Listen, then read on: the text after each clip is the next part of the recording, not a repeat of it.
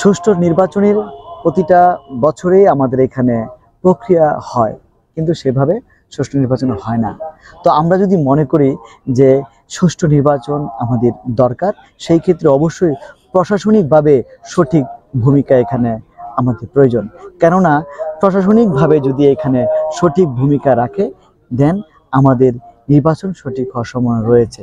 এই কারচুপির কারণেই এই সঠিক দিক নির্দেশনা এবং এই সঠিক দায়িত্ববোধের অভাব থেকেই আমাদের এই দেশে বিশৃঙ্খলাগুলো হয়ে থাকে। ভোট কারচুপি হয়, বিভিন্ন ধরনের কেন্দ্রগুলোতে সমস্যার সৃষ্টি হয়ে থাকে।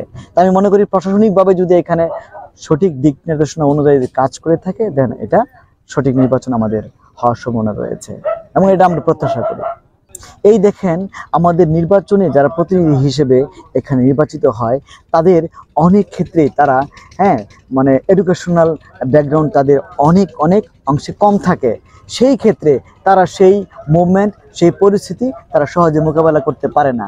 আসলে এখানে আমাদের যে দাম্ভিকতা আছে, দাম্ভিকতার বিষয় কিন্তু এখানে নির্বাচনে ব্যাপারটা নয় হচ্ছে এটা কি মেধা, মনন এবং বুদ্ধি প্রজ্ঞা দিয়ে আমাদের এটাকে মোকাবেলা করতে হয়। সেই ক্ষেত্রে অবশ্যই তাদেরকে মেধাবী হতে হবে।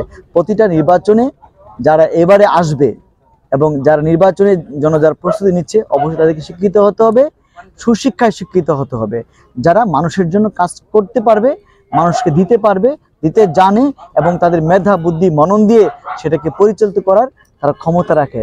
এই ধরনের নির্বাচন প্রতিনিধি আমি আশা করি এবং বিশ্বাস করি এবছর সেটা মানে হওয়ার সম্ভাবনা রয়েছে। সুষ্ঠু ধারায় নির্বাচন না হওয়ার কোনো পরিস্থিতি বা আমি প্রেক্ষাপট এখনো দেখছি না। কেননা আমার মনে হচ্ছে অবশ্যই সুষ্ঠু ধারায় আমাদের নির্বাচন পরিচালিত হবে, আমার মনে হচ্ছে এটা। কেননা মনে হচ্ছে দেশে যে ফ্যাসিস্ট আমল আমরা পার করেছি, যে ধরনের